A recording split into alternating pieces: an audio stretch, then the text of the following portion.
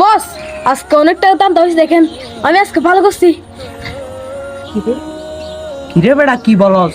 দে দেখি আমার হাতে দে।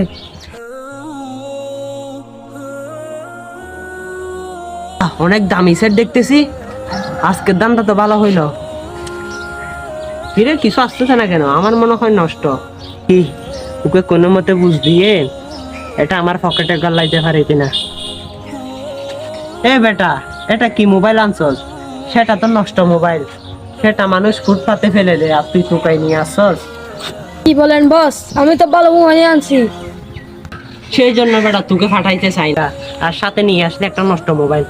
যা, আজকে আমি তুই 60 টাকাও দিয়ে দিলাম, দেখ তোর বেতন নে।